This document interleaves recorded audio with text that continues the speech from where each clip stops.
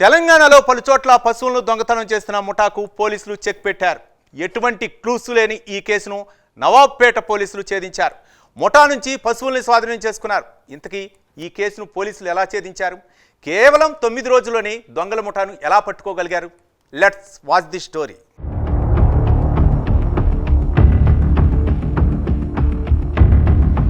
పశువుల దొంగతనాలకు పాల్పడుతున్న అంతర్రాష్ట్ర దొంగల ముఠాను నవాబుపేట పోలీసులు చెక్ పెట్టారు. కన్మన్ కల్వ గ్రామ సమీపంలో నిందితులను పట్టుకున్నట్లు జిల్లా ఎస్పీ డి జానకి తెలిపారు. నవాబ్పేట మండలం కన్మన్ కల్వ గ్రామ శివారులో పోలీసులు పెట్రోలింగ్ చేస్తుండగా 4 వ్యక్తులు అనుమానాస్పదంగా కనిపించారు. బొలేరో వాహనంలో ఉన్న ఆ 4 వ్యక్తులను అదుపులోకి తీసుకుని తమదైన శైలిలో విచారించగా అసలు విషయం బయటపడింది.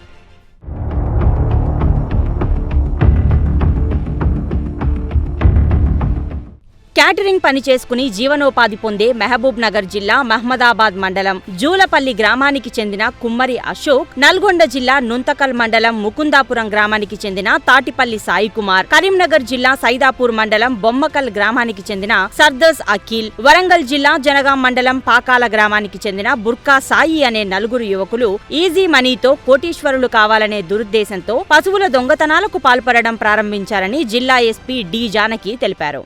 క్యాటరింగ్ అంటే ఎంత వస్తుంది? రోజుకి 500,000. ఇట్లా కాదు, మనం ఏదైనా ఈజీ మనీ సంపాదించాలి, ఫాస్ట్గా రాత్రికి రాత్రి మనం కోటీశ్వరులం అయిపోవాలి అనే ఉద్దేశంతో వీళ్ళు ఒక బొలెరో వెహికల్ తీసుకొని అక్కడ నుంచి తీసుకొని వెళ్ళడం జరిగింది. ఇది మనకు 2వ తారీఖు ఒక అఫెన్స్ అయింది సార్. ఆ 2వ తారీఖు అయిన అఫెన్స్లో వీళ్ళు మా వాళ్ళు వర్కౌట్ చేస్తే ఈ బొలెరో నెంబర్ వచ్చింది, దాన్ని మార్చి ఇచ్చేసి విలేజ్ మరికల్ విలేజ్.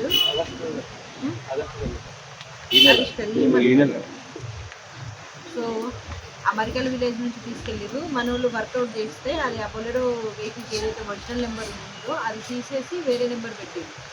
దాని ద్వారా మనం ఇన్వెస్టిగేషన్ చేసుకుంటూ వచ్చినప్పుడు మనకి ఇవన్నీ కూడా కేసెస్ బయటపడ్డాయి. మనకు దీంట్లో నవాబ్పేటతో పాటు హన్వాడ, కుల్కచర్ల, యాదగిరిగుట్ట, చార్నగరు, యాలాల్ అంటే వికారాబాదు అండ్ పెద్దమూరు, వికారాబాదు మనది and Cyberabad, చార్నగర్ and Cyberabad, Rachakonda. So 4 units 4 జిల్లాలవి మనకు కేసెస్ ఒక 9 కేసెస్ వరకు బయటపడ్డాయి. మనం ఒక 16 పశువుల వరకు, అంటే అందులో ఆవులు, లేగదూడలు అండ్ గేదెలు కూడా ఉన్నాయి. సో అవన్నీ కూడా మనం రికవరీ చేసే ప్రాసెస్లో వాళ్ళు కొన్ని అమ్ముకున్నారు. మొత్తం ఒక 14 లక్షల ప్రాపర్టీ. మనకు ఒక గేదె వచ్చేసి జెర్సీ అది 1 లక్ష పైన ఉంటుంది, 14,50,000 ఉంటుంది. కొన్ని అమ్ముకున్నారు వాళ్ళు.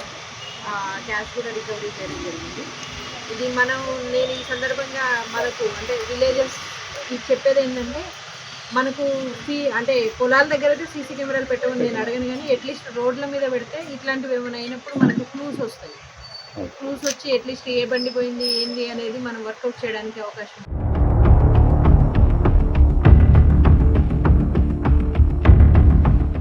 ఆ 4 ఓ ముఠాగా ఏర్పడి గత కొంతకాలంగా రాష్ట్రంలోని యాదగిరిగుట్ట, యాలాల్, సైబరాబాద్, వికారాబాద్, నవాబుపేట, కుల్కచర్ల తదితర ప్రాంతాల్లో సుమారు 16 పశువులను దొంగతనం చేశారని ఎస్పీ వెల్లడించారు. పశువుల విలువ సుమారు 14,50,000 రూపాయలు ఉంటుందని ఆమె వెల్లడించారు. వారు దొంగలించిన పశువులలో 1 లక్ష రూపాయల విలువ గల జెర్సీ ఆవు కూడా ఉందని ఆమె తెలిపారు. నిందితుల నుంచి దొంగలించిన పశువులను, వాటిలో కొన్నింటిని అమ్మడం ద్వారా వచ్చిన నగదును స్వాధీనం చేసుకున్నట్లు ఎస్పీ తెలిపారు.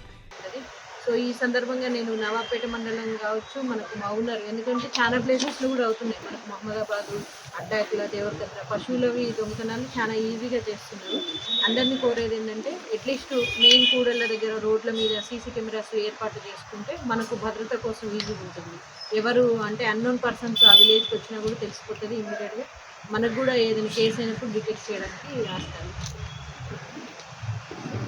వీళ్ళందరూ కూడా మన వాళ్ళందరూ కూడా కలిసి ఒక టీం వర్క్ చేయడం వల్లనే ఈ కేసు చాలా తొందరగా డిటెక్ట్ అయింది. ఇక్కడ మనకు 2వ తారీఖు అయింది, వాళ్ళు 11వ తారీఖు. వితిన్ 9 డేస్లో మనం ఇన్ని కేసెస్ డిటెక్ట్ చేయడం అంత ఈజీ ఏం కాదు. దట్టు క్లూలెస్గా.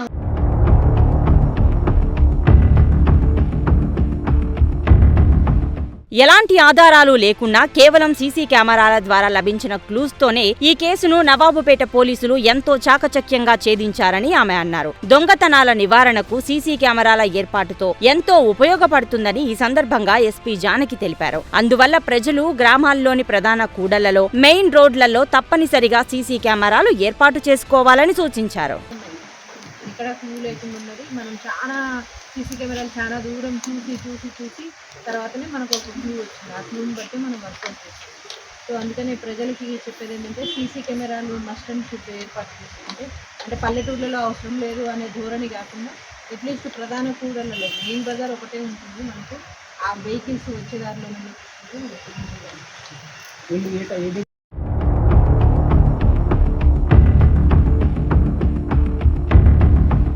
ఈ కేసును కేవలం 9 రోజుల్లోనే ఎలాంటి ఆధారాలు లేకున్నా నవాబుపేట పోలీసులు ఛేదించడం అభినందనీయమని ఎస్పీ అన్నారు. ఈ సందర్భంగా జిల్లా ఎస్పీ శ్రీమతి డి జానకి నవాబ్పేట పోలీస్ బృందాన్ని అభినందించి క్యాష్ రివార్డు అందించారు.